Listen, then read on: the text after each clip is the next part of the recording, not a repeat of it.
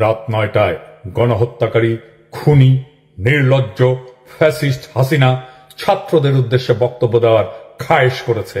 এই স্পর্ধার জবাব দিতে হবে। এই স্পর্ধার জবাব দেব আমরা ধানমন্ডি ৩২ নাম্বার গুড়িয়ে দিয়ে। যেই মুহূর্তে সে বক্তব্য দেওয়া শুরু করবে সেই মুহূর্তে আপনারা দলে দলে আসবেন, ধানমন্ডি ৩২ নাম্বারে বুলডোজার নিয়ে আসবেন। বুলডোজার না পাওয়া গেলে হাতুড়ি শাবল গাইতি নিয়ে আসবেন।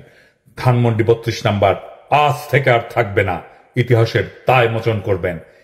ফ্যাসিবাদের আতুর ঘর নিশ্চিহ্ন করতে আসবেন।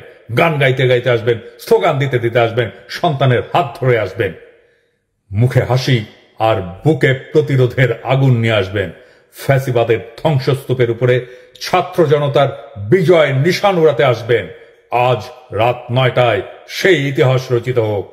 আবু সাইদ, মুগ্ধরাও আসবে আপনাদের দেখানো পথে। আসেন, অসমাপ্ত কাজ আজ আমরা সম্পাদন করি, ইতিহাসের দায় মোচন করি।